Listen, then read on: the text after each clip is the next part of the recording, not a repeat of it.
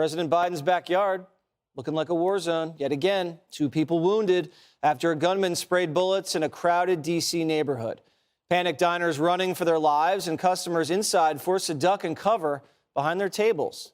The police chief's furious about what happened and slamming liberal policies for allowing violent criminals to be on the streets. I'm mad as hell about this, and I hope y'all are too. We have a vicious cycle of bad actors who do things, no accountability, and they end up back in community. And the police officers, and I guarantee you, when we lock up whoever did this, they will be no stranger to us. I promise you that. You cannot coddle violent criminals. You cannot. You cannot treat violent criminals who are out here making communities unsafe for you, for your loved ones, for me, for my loved ones. They might not want a job. They might not. They might not need services. What they may require is to be off of our streets because they're making it unsafe for us. And it only took bullets flying in their own backyard for the liberal media to care. This, of course, after CNN hosts previously mocked the surge in violence. You listen to conservative media, you would think that, entire cities are just, embroiled in fights and fires and whatever. We went out and had a great dinner in New York City tonight. People actually walked up to us and said, thank you I watch you every night. I can't believe they thought they had to do a double take at us actually hanging out and not seeing us on the TV screen. Oh, my God. But notice the change in tone when Jim Acosta's fancy dinner got erupted last night. Jim, you just, I guess, happened to be there. And what did you see? What did you hear? Yeah, Anderson, I was having dinner at a restaurant that's very popular in D.C., Le Diplomat. People have probably heard of it. It's on 14th Street in Northwest Washington. All right, Graham, I'm just trying to picture myself in Jim Acosta's shoes where people had just died. People were running scared for their lives, gunshots everywhere. And I was mentioning that I was at not a restaurant, a very popular restaurant. I name-dropped the restaurant, wasn't even English. And maybe you've heard of it. It's a national broadcast. Right, yeah. It's not a local broadcast. I would just say I was having dinner around the corner. Right. I wouldn't be sprucing the dinner up with all of these superlatives. You know I don't like to swear in the 5 o'clock hour. But I don't know if you could find a larger ass than Jim Acosta.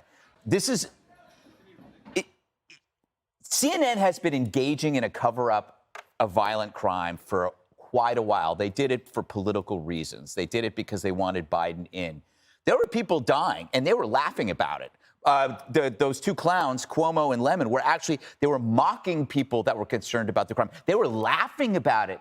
Remember the guy, it's a microcosm of this whole situation. The guy on Twitter during the riots, he was an ESPN reporter or a contributor, and he tweeted, "Burn it down," until the riot got to his, breached his community, his gated community. And what did he do? He called 911.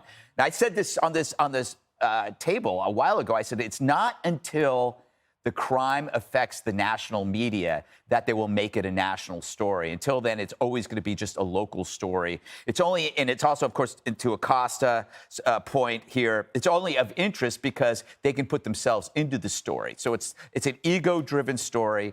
It's now at the restaurants where they dine, Don Lemon, so you should be really worried. Crime doesn't exist until it gets in their face. Do you remember when the protests were happening and people like Maxine Waters and everybody was happening? You got to get in their face. Well, maybe they were right. The crime has to get in their face, right? That's the only way they understand it, is if it's in their face. Lastly, I love that. I love that police chief was amazing, just amazing. Said it all better than anybody could. What I don't get is when leaders talk about announcing a crackdown on crime. So what does that imply? That you weren't cracking down on it before? It's like when an airline pilot says we're going to catch up in the air. It's like, why can't you just go fast the whole time? And maybe I'm naive, but it's like saying I'm going on a diet next week, which meaning I'm not eating. Why can't we just be this way all the frickin' time? And it's because the elite activist class doesn't let you do it. And so you have these poor guys that are trying to do their job, and you have people dying. But Jim Acosta, it disrupts his dinner, and he gets to tell you where he was, and Chris Cillizza gets to talk about the great seats he had at the baseball game. Until they can put themselves in the story, it won't matter. So maybe the thugs should be doing more work in their neighborhoods. Well, if Lemon, he's probably having dinner on the Upper East or Upper West. Meanwhile, across the river in Brooklyn, it's a slaughterhouse. Yeah. And as a reporter, he should be able to see what's bigger than himself. Katie, Greg mentioned the police chief. He doesn't see crime. The police chief sees criminals. And there's a big difference there. And he's saying it's the bail reform, it's the lack of sentencing, and it's the lack of prosecutions. He's saying, I need a little help here, guys. Yeah, he's talking to the broken justice system in D.C., which refuses to keep these guys behind bars. And the feds have a role to play here, too, with charging them with federal crimes, because they're a lot more afraid of going to federal prison than they are going to local jails where they know they're going to be let out. And what he said was, whoever did this, we will know who they are, which is an indication that they have a pretty familiar relationship with these guys. But I have a friend who has a business right on that corner. My husband was there last night. He pulled up right when it was happening.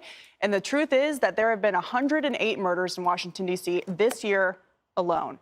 The city has been a hellhole of crime since last summer for a year. And it's not just that this is some city somewhere. This is the capital of the United States of America. And I can't tell you how many people have called to say, hey, I really want to bring my kids to D.C. Should I come? And the answer has been no for a year because it is unsafe. It is being run by criminals, and you can't go to dinner without getting either accosted by BLM activists with their bullhorns while you're having dinner outside, or now you have a risk of being shot if you go out to dinner in a normally safe neighborhood. And so the question is, where's the accountability for the prosecutors and for the mayor, for example, who says, oh, I'm going to put more cops on the street after the Nationals shooting outside the National Stadium. Well, more cops on the street are completely worthless if they're not going to be prosecuted and kept behind bars. And I loved what the police chief said about these guys don't want jobs. They are bad people who are wanting to do violent things to innocent people, and they need to go away. And your thoughts are? My thoughts are that I think it's going to be really interesting to see what new divisions or fissures come up between mayors in these big cities and police chiefs, the prosecutors, people that are elected by the populace that tends to lean left, and what the police chiefs, the people on the ground, are actually saying. And when we're going to see what happens in just a few months when Eric Adams becomes mayor of New York City and who he appoints as police chief. And he was elected by the same coalition that Joe Biden was elected by. So that's older black voters, a lot of older white voters as well, liberals who are concerned about the crime issue. That's what he led with. And he said we can have reform, but we can also make sure that we are pro-law enforcement and make sure that this becomes a force that people want to join again and where they can feel safer on their streets. He had that great line about, you know, white people waking up to alarm clocks and black and brown communities waking up to gunshots. And I think that that dialogue is going to happen in all of these major cities. You've seen it in the task force that was down at the White House. You had a police chief from St. Louis, from Chicago, and they're speaking very differently than their mayors are. So that's really what I'm watching here. It's obviously a travesty. It's really scary. These are all places we could have been at, you know, going to a baseball game, going out to dinner, even at a place that's not American, as you say. But it's terrible. I've probably been to that stupid restaurant.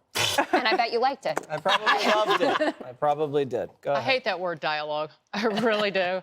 Because we need to arrest and prosecute and put away people who kill people or commit violent crimes. Eric Adams has a tall order. They're closing Rikers Island. That's the plan. There are thousands of people who've been released from Rikers Island, the city prison here. They need to, it's going to take a lot to roll back all of the things that has created this cascade of violence here in New York City, whether it's not enforcing the quality of life crimes, whether it's the bail reform. I digress. But to Greg's point, this perfectly illustrates the soft bigotry of liberals, and particularly the left-wing media. They only get serious and give a smidgen of a damn when violence gets close to them, when a horrific act gets close to them. Initially, the defund and demonize the police movement impacted lower income neighborhoods, minority neighborhoods, the very places where people of color live. And that's where the criminals were most brazen. Now it's everywhere, and now all of a sudden, because Jim Acosta, that repulsive bag of gas, goes on TV and can name drop this restaurant that he was in. I didn't think he could become more noxious, but he managed to do it. And the police chief in D.C. was talking to the liberal leadership. Right. Everybody needs to get in their faces in this way. Ask them, how many murders are okay with you here in New York City? Is it 2,200, what we had 30 years ago? How many rapes are okay? How many robberies are okay? And by the way, the Biden administration, the Justice Department can do something. You go after gang activity, gun crimes. 80% of gang activity involves narcotics. Those are federal crimes. You can go in, prove it's a racketeering organization, and actually prosecute murders that maybe, say, a Kim Gardner in St. Louis won't prosecute, or the DA here, Cy Vance, outgoing. So Biden could do something if he cared. Yeah, but Trump supporters, they're the real violent criminals, Dagan. January 6th, insurrection. That's right. Those are the people that are a priority for this administration.